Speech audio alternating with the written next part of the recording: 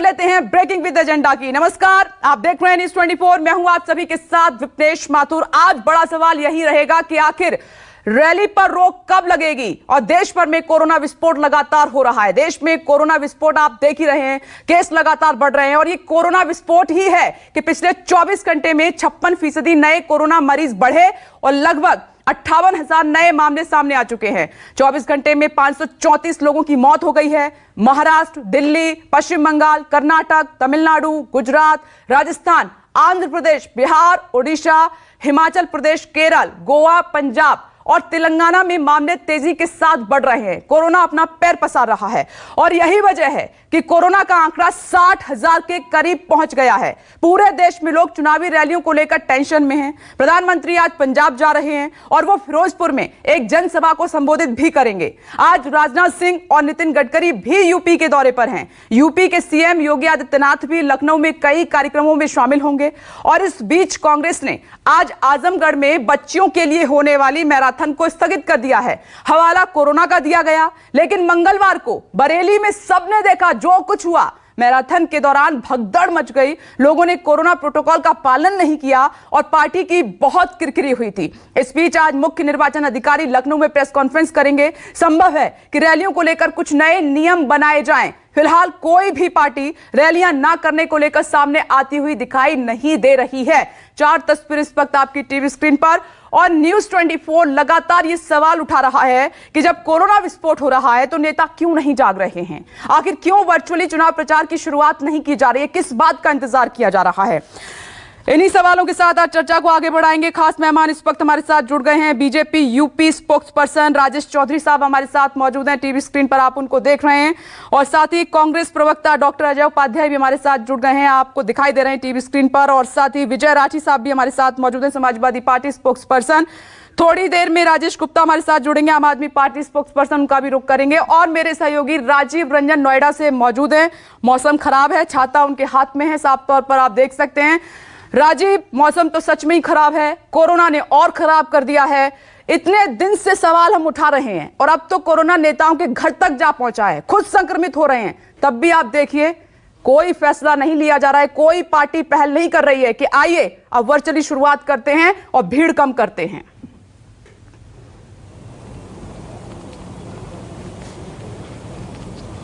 देखिए विपनेश, आपने काफी डिटेल्स में जानकारी दी है। ये बिल्कुल सही बात है। जिस वक्त हम लोग बातचीत कर रहे हैं, पिछले 9 महीनों में अगर मैं कहूँ आंकड़ों के हिसाब से तो 56% का इजाफा कल हुआ है मंगलवार को और पिछले 9 महीनों का ये हाईएस्ट है। और अगर केसेस की बात की जाए तो 58,000 नए केसेस आए हैं, जो एक दिन में सबसे ज्यादा बढ़ोतरी अगर परसेंटेज के हिसाब से देखी जाए तो मंगलवार को हुआ है। और अगर आप देखें तो वैसे समाज में भी, सोसाइटी में भी आप निकले तो आपको कोरोना के लक्षण वाले लोग या टेस्ट कराते लोग संख्या बढ़ती जा रही है। और अब धीरे धीरे जब हम जनवरी से आगे बढ़ते जा रहे हैं तो जो साइंटिस्ट ने कहा था, हम पहले भी चर्चा इस बात पर कर चुके हैं कि 15 जनवरी के आसपास कोरोना की इस लहर का पीक आएगा, तो वो 15 जनवरी के ही आसपास आने की संभावना है। लेकिन जो सबसे बड़ी चिंता की बात है, देखिए दिल्ली में वीकेंड कर्फ्यू लौट आया। वीकेंड में अब लोगों को बाहर जाने की इजाज़त नहीं होगी, सरकारी लोगों को वर्क फ्रॉम होम कह दिया गया। अब ये चीज़ें आप लोगों पर, कर्मचारियों पर, आम लोगों पर सरकारों को जो थोपना है वो थोप दे रही हैं, लेकिन नेताओं को, वही दिल्ली के मुख्यमंत्री खुद, आप देखिए सबसे गंभीर बात है, दिल्ली के मुख्यमंत्री अरविंद केजरीवाल खुद कोरोना पॉजिटिव हो गए। दिल्ली के पूर्व प्रदेश अध्यक्ष बीजेपी के मनोज तिवारी, वो भी कोरोना पॉजिटिव हो गए। पॉजिटिव होने से पहले केजरीवाल लगातार, आप देखिए 2 तारीख को लखनऊ में उनकी रैली थी और उसके बाद वो विजय यात्रा अपनी निकालने के लिए गए थे। तमाम सार्वजनिक कार्यक्रम वो करते रहे। दिल्ली में एक तरफ उन्हीं की सरकार, उन्हीं की अध्यक्षता में, उन्हीं के सदर रहते हुए ये फैसले लिए जा रहे हैं, दूसरी तरफ अरविंद केजरीवाल खुद हजारों की भीड़ में इकट्ठा हो रहे हैं। केंद्र सरकार के सारे मंत्री, 2 मंत्रियों का आपने नाम लिया, उनका आज कार्यक्रम उत्तर प्रदेश में है, वहां पर लोग इकट्ठा होंगे। कल मैं ओवैसी की जनसभा में गया था, एक भी आदमी वहां पर सोशल डिस्टेंसिंग और मास्क या जो भी कह लीजिए किसी तरह के प्रोटोकॉल की जो धज्जियां हैं वो हर जगह उड़ रही है, कोई एक पार्टी की बात नहीं है।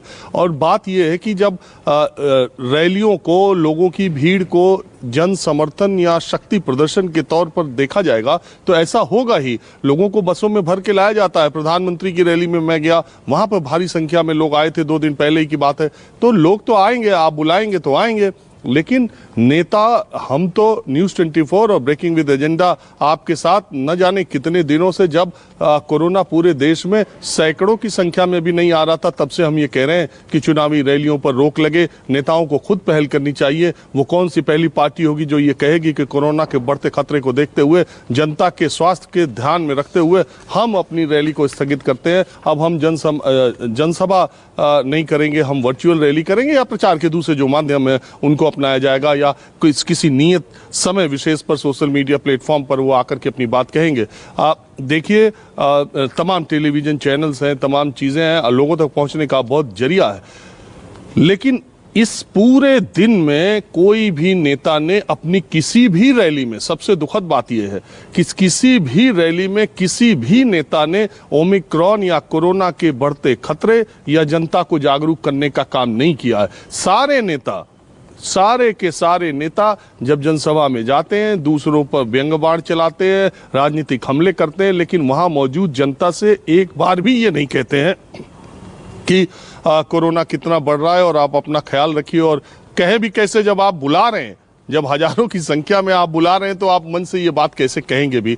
सबसे बड़ी बात है, जो भी नेता जिस भी पार्टी का है, वो सब लोग देश की धरोहर हैं। अपनी पार्टियों के लिए वो बहुत इंपॉर्टेंट है और लोकतंत्र के लिए बहुत इंपॉर्टेंट है। अरविंद केजरीवाल जल्दी स्वस्थ हो, तो दिल्ली ने उनको 2 बार बहुमत से चुना है। ये सारे लोग देश की धरोहर हैं, इनका भी स्वास्थ्य खतरे में पड़ता है, इनके भी इन्फेक्टेड होने का खतरा होता है। ये लोग जाते हैं, तमाम लोगों से मिलते हैं। आप भीड़ में जाकर के ना नुकुर नहीं कर सकते, लोग आपसे सेल्फी खिंचाते हैं, नजदीक आते हैं। अब किसको किसको आप बोलोगे कि मास्क लगाओ, किसको नहीं कहोगे। पुलिसकर्मी इतनी बड़ी संख्या में रहते हैं, तो इनको भी कोरोना के संक्रमण का खतरा है। और जनता तो आप समझिए जान हथेली पर लेकर के जा रही है, और जिसकी जान चली जाएगी। और जो पिछली लहर हुई थी उसमें जनता को ही, मुझे लगता है कि न्यूज़ 24 के जरिए हम ये अपील करें कि आप ही कम से कम, जब आपको वीकेंड में निकलना नहीं है, नाइट कर्फ्यू हो, तो आप ही अब पॉलिटिकल रैलीज में जाना बंद करिए। अपने खातिर अपने को बचाइए और अपने लोगों को बचाइए। राजीव, आप एकदम सही कह रहे हैं। न्यूज़ 24 मैं चर्चा की शुरुआत करूं उससे पहले मैं भी अपील करना चाहती हूं जनता से कि अपनी जान की परवाह कीजिए। पिछला जो साल देखा है उसमें क्या नहीं बीती है, अपनों को खोया है। यह भीड़ बहुत घातक साबित होगी, इसीलिए प्लीज कृपया करके खुद को रोकिए, अपनों को रोकिए और झुंड में मत जाइए, इस भीड़ में मत जाइए। राजेश चौधरी जी, आपसे ही मैं शुरुआत करती हूं चर्चा की। बहुत गंभीर सवाल है, इसको समझेंगे तो आप जानेंगे। मुझे यह बताइए कि किस बात का इंतजार किया जाता है। आपकी सरकार कह रही है, पीएम का यह नारा है कि जान है तो जहान है। यहां पर जान पर भारी पड़ी है, ना सिर्फ जनता की, अब तो बड़े नेता भी संक्रमित हो रहे हैं, आपके नेता भी अछूते नहीं है। तो बताइए फिर किस बात का इंतजार किया जा रहा है, क्यों कोरोना को बढ़ावा दिया जा रहा है? देखिए, हम हालत चिंताजनक की तरफ बढ़ रहे हैं। लगातार कोरोना के केस, हेलो जी सुन रहे हैं, कोरोना के केस लगातार आते जा रहे हैं। सबसे पहले इस देश के प्रधानमंत्री ने ये अपील की और भारतीय जनता पार्टी के संगठन से अपील की कि आप अपने कार्यक्रम कम करिए। हमने 75% कार्यक्रम कैंसिल कर दिए। केवल बहुत उपयोगी और बहुत जरूरी जो कार्यक्रम थे पार्टी के, वो कार्यक्रम हो रहे हैं और उन पर भी हम विचार कर रहे हैं, क्योंकि जान से बड़ा कोई चीज नहीं हो सकती है। जान है तो जहान है, नहीं तो दुनिया वीरान है। ये स्थिति है। अब आप देखिए किस तरह से कोरोना की दूसरी लहर में देश ने संकट झेला है। वो संकट दोबारा नहीं आए। सरकार पूरी तरह से गंभीर है, भारतीय जनता पार्टी का नेतृत्व पूरी तरह से गंभीर है, और हम कोशिश करेंगे कि आने वाले समय में जो हमारे बहुत महत्वपूर्ण कार्यक्रम है, जो पहले से तय, उनको छोड़ करके कम से कम कार्यक्रम हो। और नहीं तो वो हालत होगी। देखिए कल बरेली के अंदर क्या हो रहा है, छोटी छोटी बच्चियां, आप ही दिखा रहे हो विजुअल्स वहां के, किस तरह से वो एक दूसरे के ऊपर गिर रही है। मान लो कोई एक भी उसमें कोरोना संक्रमित हो तो क्या हालत हो जाएगी, कितने घर बर्बाद हो जाएंगे, इसकी कल्पना की जा सकती है। और बर्बाद होते लोगों को देखा है, नेता, अधिकारी, पत्रकार, वकील, डॉक्टर, जज, कोई भी हो। कोरोना किसी की जाति या वो नहीं देखता है पैसा, वो सबको होता है। तो मेरा यही अपील है और आपसे ये बताना चाहूंगा कि हम पूरी तरह से गंभीर हैं, सरकार गंभीर है, एहतियात के हम कदम उठा रहे हैं। और आज पीएम पंजाब जा रहे हैं, वहां पर भीड़ नहीं जुटेगी क्या? राजेश चौधरी साहब, आप कह रहे हैं कि थोड़े से कार्यक्रम हैं, लेकिन उनमें भी तो भीड़ उमड़ रही है। उनमें हम पूरे कोरोना के जो नियम है, सरकार ने जो गाइडलाइन जारी की, उनका पूरा पालन करेंगे। कोशिश करेंगे कि एक दूसरे से दूरी बना करके रखें, मास्क लगा करके जाएं, सैनिटाइज हाथों को करके अभी जाएं। तो एक भी तस्वीर दिखाई नहीं दी ऐसी राजेश चौधरी साहब की वहां पे सैनिटाइज हाथ किए जा रहे हैं और सोशल डिस्टेंसिंग का पालन हो। ना सिर्फ आपकी, किसी भी कैसे पालन होगा वहां रोड शो रैलियों में? पैर रखने की जगह नहीं होती है, बड़ी संख्या में आप लोगों को बुलाते हैं और आप कह रहे हैं कि वहां पे नियमों का पालन होगा। दो तरीके की बातें कोशिश करेंगे, कोशिश करेंगे हम कि नियमों का पालन हो नहीं रहा है। कब करेंगे? विस्फोट हो रहा है कोरोना का, पीक पर है। विस्फोट 2 दिन से 3 दिन से ज्यादा शुरू हुआ है, तो उसके बाद ही हमने कार्यक्रम कैंसिल किए। 75% कार्यक्रम हमने कैंसिल कर दिया। आज आप देखिए। ठीक है, मैं आती हूँ। विजय राठी साहब, प्रधानमंत्री की रैलियों में आ रहा था, अखिलेश यादव तो परिवार में, ठीक है आ रही हूँ, राजेश चौधरी जी आ रही हूँ। विजय राठी साहब क्या कहेंगे? यादव परिवार खूब भुक्तभोगी है। 3-4 दिन बाद वो उठे अखिलेश यादव, परिवार संक्रमित हो गया था, उसके बाद भी कोई सबक नहीं लिया, कोई सबक नहीं। आखिर इतना जरूरी हो गया है ये वोट, जहां पर ना खुद की चिंता कर रहे हैं, ना जनता की जान की चिंता की जा रही है। देखिए विप्लेश जी, सबसे पहले तो मैं आज आपके चैनल पे कहूंगा कि जिस जवाब का हम लोगों को बहुत दिनों से इंतजार था, वो जवाब आज बीजेपी के प्रवक्ता ने दिया। उन्होंने मान लिया कि इस तरह की त्रासदी दूसरी लहर में देश ने और प्रदेश ने झेली है। देश ने और प्रदेश ने, उन्होंने खुद बताया कि कितनी परेशानी लोगों को हुई। देखिए अब मैं चुपचाप सुन रहा था, नहीं मैं आपके बीच में बोला था क्या? मैं भी बोल सकता था, इसलिए आप सुन लीजिए। आपने स्वीकार किया इस तरह की दुर्दशा इसमें हुई, ये आपने अपने मुंह से कहा कि हमने अपने को खोया। अभी तक तो लोग ये सोच नहीं बदल सकते हो अपनी। दूसरी बात, आता है मुझे तो दूसरी बात देखिए, फिर आप बोल रहे हैं आप सुनना ही नहीं चाहते। जो आदमी 1 सेकंड 10 सेकंड सुन नहीं सकता वो क्या करे? मैंने भी तो सुना ना, आप गलत से जो आपने बोला वो अलग बात है। दूसरी बात ये है, देखिए विप्लेश जी, संविधान में प्रावधान है कि चुनाव होना है। चुनाव को अगर आगे बढ़ा सकते हो तो केंद्र सरकार बढ़ा सकती है, उसमें विपक्ष का रोल नहीं है। दूसरी बात, हमेशा दूसरे स्टेप पे जाते हैं आजकल लोग, मैं देख रहा हूं पहला स्टेप छोड़ जा रहे हैं। अगर चुनाव आयोग और सरकार मिलकर के किसी चीज को तय कर देगा तो आप मुझे बताइए, क्या विपक्ष उससे बाहर जाएगा? विपक्ष का रोल क्या है? विपक्ष का रोल यह है कि वो अगर किसानों पे चर्चा की बात करे तो मुंह बंद कर दो, तो हमारा तो मुंह बंद है। ये काम तो सरकार को करना है, कब लॉकडाउन लगाना है, कब खोलना है, क्या गाइडलाइन बनाना है, कब रैलियां होनी है, बताइए। एक भी पार्टी अगर उससे अलग जा करके करे तो। लेकिन डर हमें इस चीज का है, देखिए सिर्फ जनता को खतरा नहीं है, खतरा हम लोगों की जान को भी है, नेताओं की जान को भी है, कार्यकर्ताओं की, सबको। कोई नहीं चाहता कि अपनी जान जोखिम में लेकर के जाए। चुनाव आयोग के साथ आप भी थे उस मीटिंग में, आपने कहा कि हम नहीं करेंगे, चलिए सरकार नहीं मान रही है तो हम वर्चुअली करेंगे प्रचार, हम ग्राउंड में नहीं जाएंगे, भीड़ नहीं जुटने देंगे। आपने बात रखी वहां पर कि हम शुरुआत करने को तैयार हैं, पहल करने को तैयार हैं। अगर कोई भी पार्टी मिला के समाजवादी को ये कहेगी हम वर्चुअली करेंगे, तो आप ही के टीवी के पे मैं चलता देखूंगा कि रोल बैक कर गए, डर गए, जनता में विश्वास नहीं है। और भाजपा भी ये नहीं कहेगी कि हाँ इन्होंने नजीर पेश किया, वो कहेगी आप तो मैदान छोड़ गए। और जबकि इनको सत्ता से हटाना बहुत जरूरी है। जरूरी इसलिए है क्योंकि इनके मिसमैनेजमेंट से 14 लाख करोड़ का बजट हिंदुस्तान का, जिसमें ये 20% लोगों को डबल वैक्सीनेशन नहीं लगवा पाए अभी तक। इन्होंने 3 महीने लेट किया था। इन्हीं के मंत्री और विधायक गुहार लगाते रहे कि ऑक्सीजन प्लांट नहीं है, हॉस्पिटल में बेड नहीं है। इन्होंने एक पूरा हॉस्पिटल, कहां चले जा रहे हैं राठी साहब? थोड़ा सा पीछे आइए, सवाल पर रहिए, आज जो मूल मुद्दा है उस पर रहिए। जो अखिलेश यादव की विजय रथ यात्रा में भीड़ उमड़ रही है, जरा उस पर फोकस कीजिए। आज मेरा वहां पर है फोकस, पूरा उस पर बात कीजिए। मैं 1 मिनट रुकिए, नहीं आप दूर तलक जा रहे हैं ना। आज जो बड़ी चिंता है उसी पर रहिए। मैं बात कर रही हूँ, जब जान पर पड़ाई है तो फिर क्यों इन रैलियों पर रोक नहीं लग रही है? क्यों नेता पहल नहीं कर रहे हैं कि हम भीड़ नहीं जुटने देंगे? सारे नियम कानून कायदे जनता पर थोपे जा रहे हैं। पार्टियों की कोई जिम्मेदारी नहीं, नेताओं की कोई जिम्मेदारी नहीं। विजय राठी साहब 1 मिनट। डॉक्टर अजय उपाध्याय आ रही हूँ सर, दोबारा आऊंगी तो जवाब लूंगी। डॉक्टर अजय उपाध्याय साहब, कल क्या था बरेली में सर? उस तस्वीर ने कितने सवाल खड़े कर दिए, कांग्रेस की सोच पर सवाल खड़े कर दिए। मतलब एक दूसरे पर लड़कियां वो गिर रही हैं, एक तरफ कोरोना का विस्फोट, दूसरी तरफ वो जख्मी हो रही हैं। क्या था वो? विपनेश जी, बरेली में जो भी हुआ एक दुर्घटना की तरह है और उसको हम स्वीकारते हैं कि ऐसा नहीं होना चाहिए। कहीं ना कहीं भीड़ के कारण जरूर हुआ है वो, लेकिन सच्चाई उसके परे है। सच्चाई यह है कि पूरे देश में जिस तरह का माहौल है, क्यों नहीं आज और अभी मैं अपील भीड़ आप करता हूं कैसे जुटने दे सकते हैं डॉक्टर अजय उपाध्याय? मेरी बात को सुन लीजिए। मैं नहीं जुटने दे रहा हूं भीड़। यदि मैं रैली नहीं करूं, कार्यक्रम नहीं करूं, तो आपका चैनल का मतलब आपका नहीं, मीडिया वाले ही खड़ा करेंगे कि देखो कांग्रेस के रैली में तो भीड़ नहीं है। आज कम से कम आप ये स्वीकार रही है कि कांग्रेस के रैली में भीड़ है। हाँ, ये जरूर है, कोरोना का जो मैटर है उस पर हमको गंभीरता से सोचना पड़ेगा। और कब सोचेंगे? जब सरकार, उत्तर प्रदेश में किसकी सरकार है, देश में किसकी सरकार है, क्यों नहीं आज और अभी से क्यों नहीं रोक लगाई जा रही है? हमारी बात सुनता कौन है? मतलब उस भीड़ से गदगद है आप, उस भीड़ से गदगद नहीं, सुन लीजिए, हमारी बात को सुनता कौन है? राहुल जी ने फरवरी 2020 में क्या कहा था कि कोरोना महामारी की तरह आने वाली है, सुनामी आने वाली है, रोकिए सारे रैलियों को। चुनाव आयोग तक हमारे नेताओं ने जाकर डेलीगेशन एक बार नहीं 3 बार दिया। विपिनेश जी, क्यों चुनाव आयोग उस समय क्यों गूंगी बहरी बनी रही? टूथलेस टाइगर के रोल में क्यों आती है? अभी भी सरकार से हम लगातार गुहार करते रहे कि आप जो है बंद कीजिए सारी चीजें और कोरोना प्रोटोकॉल का पालन कीजिए। क्यों नहीं? सरकारी रैलियां हो रही है विपिनेश जी।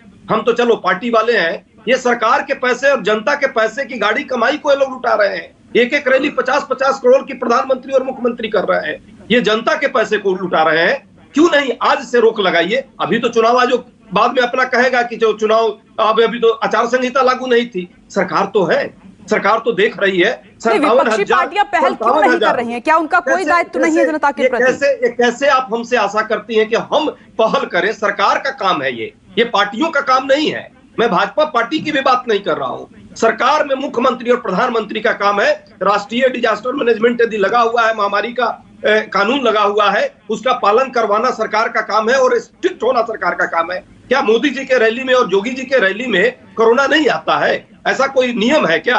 क्या मोदी जी और जोगी जी सिर्फ चुनाव प्रचार और शिलान्यास करने के लिए है? आज भी आपके चैनल पर दिख रहा है पट्टियां चल रही है, 4 से 5 तो सिर्फ लखनऊ में जोगी जी करेंगे कार्यक्रम, मोदी जी का कार्यक्रम इस लाइन में सभी बराबर खड़े हुए हैं। डॉक्टर अजय उपाध्याय, मैं ये नहीं कह रही हूँ कि कोई पार्टी इससे पीछे है, चाहे वो बीजेपी हो, कांग्रेस हो, समाजवादी पार्टी हो, बीएसपी हो, सभी एक कतार में खड़ी हुई हैं। कोई पहल नहीं कर रहा है। इसीलिए जब आप दूसरे पर सवाल उठा रहे हैं ना, आप सभी एक दूसरे पर, वो ठीक नहीं लग रहा है। आ रही हूँ एक मिनट राजीव। सरकार इस पर रोक लगाने का काम करे, एक व्यवस्था बनाए, बात कर ले। चुनाव आयोग या गवर्नमेंट का भी हाथ में है। चुनाव आयोग थोड़ा ना आपको शेड्यूल बनाकर भेजता है कि रैली इतने बजे यहाँ पर होगी। ये तो सब आप ही करते हैं, आपको ही पहल करनी है। राजीव, कहाँ से? एक मिनट रुकिए सर, आ रही हूँ। डॉक्टर अजय उपाध्याय ध्यान रखिए, एक मिनट सर, 1 मिनट आ रही हूँ, 1 मिनट सुन लीजिए। ये तस्वीर में बार बार देख रही है देश की जनता बरेली की। राजीव, जब भीड़ से गदगद हैं नेता तो फिर कैसे रोक लगेगी? क्योंकि जब कोई बड़ा नेता दिल्ली से जाता है तो वहां पर जो प्रदेश के नेता हैं खुश करने के लिए हर घर में जा के भीड़ इकट्ठी करते हैं ताकि दिखा सके, देखिए सर हमने क्या काम किया है, भीड़ लाए हैं, शक्ति प्रदर्शन। तो कैसे रोक लगेगी राजीव? और कम भीड़ हो तो नेता एड्रेस करना नहीं चाहता रैली को। देखिए विपिनेश, पश्चिम बंगाल के चुनाव हो रहे थे, कोरोना की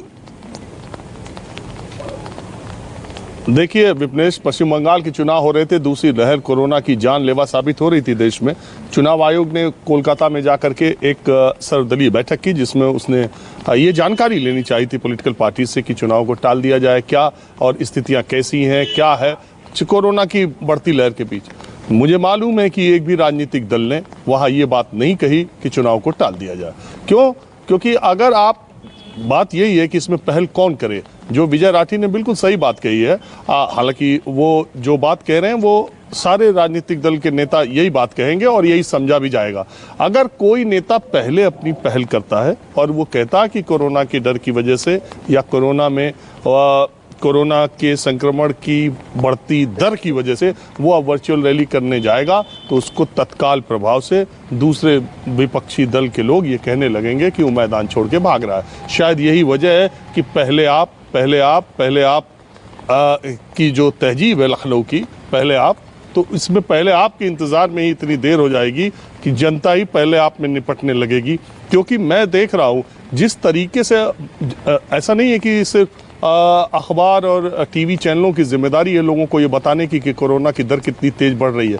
आप जाइए लैब्स में, आप जाइए डॉक्टर्स के पास, सोर थ्रोट के, गले में खराश के कितने मामले आ रहे हैं, आंखें खुल जाएंगी, चौंधियां जाएंगी।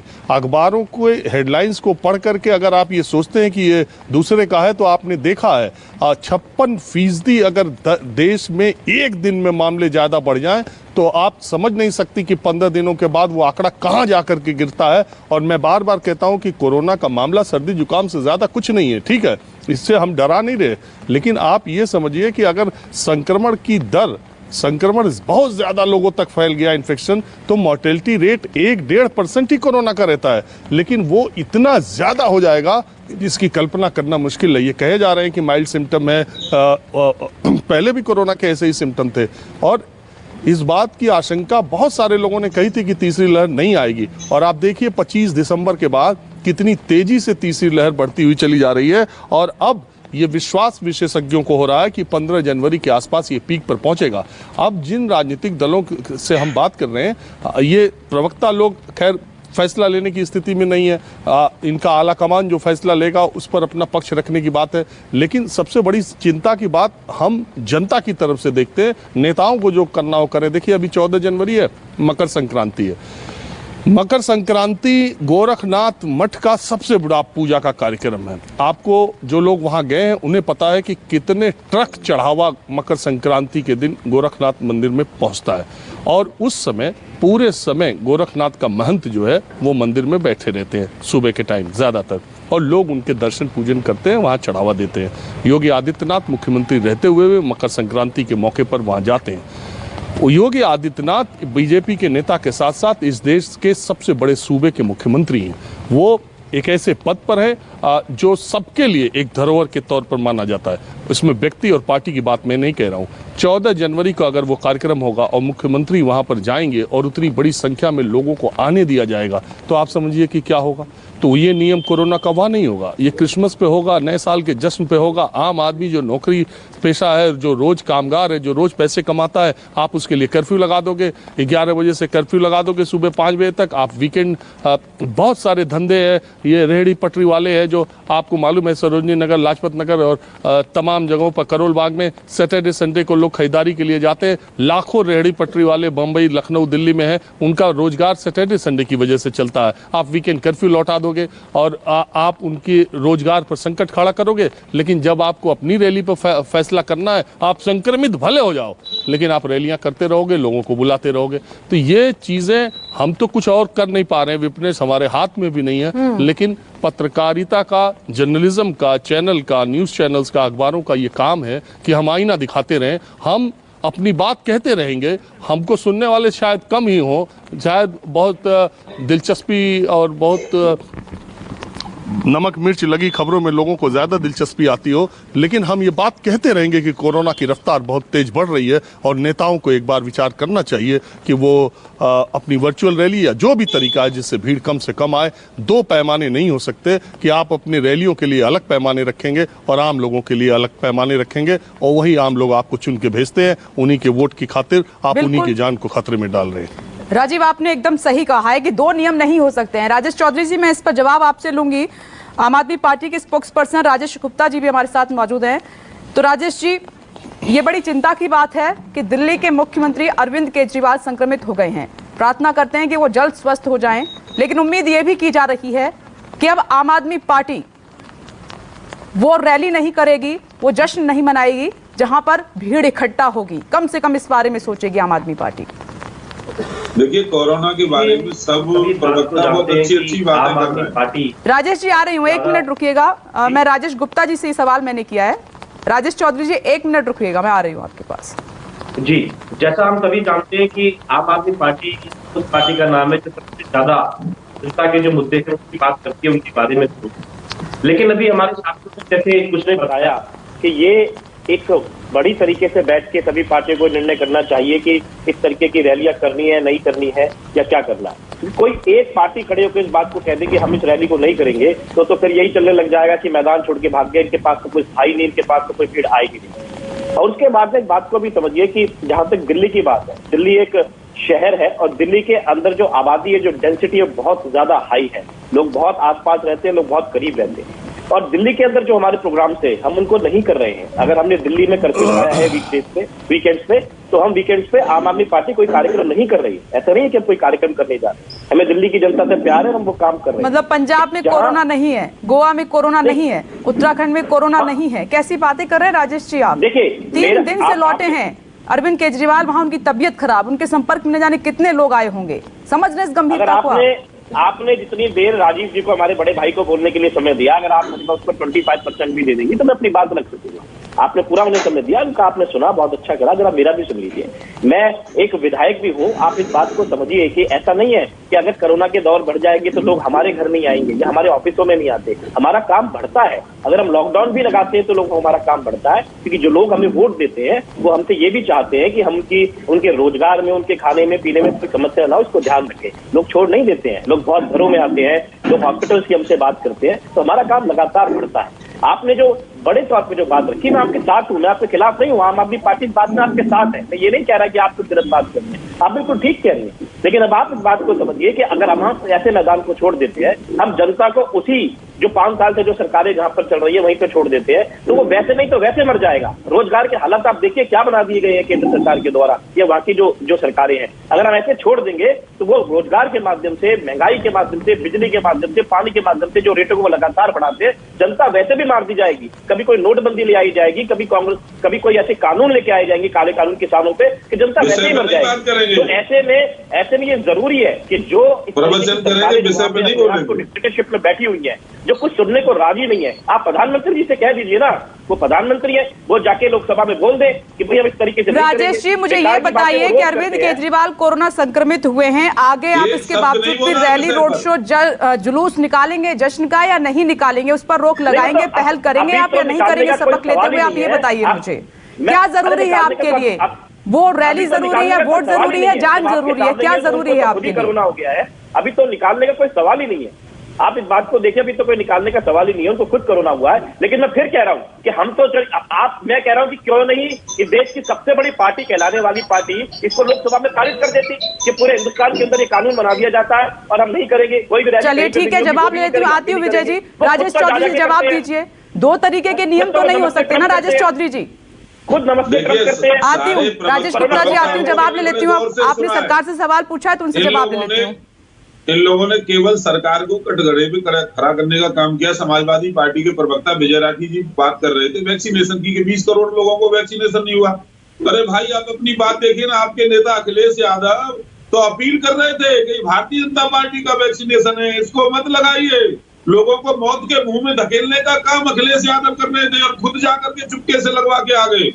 आप देखिए नहीं राजेश जी, ये बात पीछे छोड़ देते हैं, जो मेन मुद्दा है उस पर रहते हैं। हम बात कर रहे हैं भीड़ पर रोक कब लगेगी, वर्चुअली शुरुआत कब होगी, कौन पहल करेगा? वैसे बड़ी पार्टी आपकी है, सरकार आपकी, जिम्मेदारी बड़ी आपकी बनती है, तो तमाम विपक्षी पार्टियां आपकी तरफ ही उंगली उठा रही हैं। विपनेश जी, मैंने बड़ा धैर्यपूर्वक सबको सुना है, सबने क्वेश्चन मुझसे किए, तो मुझे समय भी तो चाहिए ना बोलने के लिए। मुझे बोलने दिया जाए ना, बीच में डिस्टर्ब करेगी तो मैं कैसे बोल पाऊंगा? बोलिए बोलिए, मैं चाहती हूँ विषय पर बात करें। मैं विषय पे ही बात कर रहा हूँ, वैक्सीनेशन से अलग, कोरोना से अलग एक शब्द नहीं बोला हूँ। सुनिए ना, ये कहते थे कि वैक्सीन मत लगवाइए, ये तो बीजेपी की वैक्सीन है, उस समय एक समस्या खड़ी हुई। दूसरी बात, अब ये कहते हैं कि उन पर कार्यक्रमों पर रोक लगा दी जाए। अरे पार्टी आपकी कार्यक्रम तय कर रही है, आप शुरुआत करो ना भाई, आपको क्यों डर लग रहा है? आप केवल सरकार के ऊपर हो, सरकार के सारे आदेश आप लोग मानते होगा, सरकार का विरोध नहीं करते होगा। अरे आप खुद शुरुआत करिए, आप कोई कार्यक्रम नहीं करेंगे। एक अच्छा उदाहरण पेश, और आपकी कोई जिम्मेदारी नहीं, आप कोई अच्छा उदाहरण पेश करना नहीं चाहते। कांग्रेस को रोका है, विपनेश, राहुल जी की बात करते हैं, विपनेश जी 2 second, Vipnesh 1 minute रुकिएगा Rajesh ji, 1 minute रुकिएगा। Rathi साहब, राजीव रंजन कुछ कहना चाह रहे हैं क्योंकि वो उत्तर प्रदेश में है, पूरा माहौल देख रहे हैं, आप उनका कार्यक्रम भी देखते होंगे। यस राजीव बोलिए प्लीज, 1 मिनट रुकिए राजेश जी। राठी साहब आ रही हूँ, 1 मिनट रुकिए।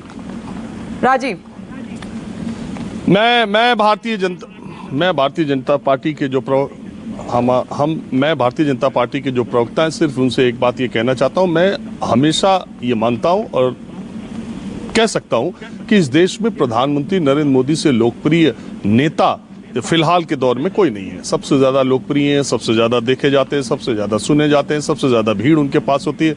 और भारतीय जनता पार्टी के पास किसी चीज़ की कमी है ऐसा नहीं माना जा सकता। भारतीय जनता पार्टी देश की राजनीति में किसी प्रदेश के चुनाव में मैदान छोड़ के भाग जाएगी ऐसा नहीं माना जा सकता।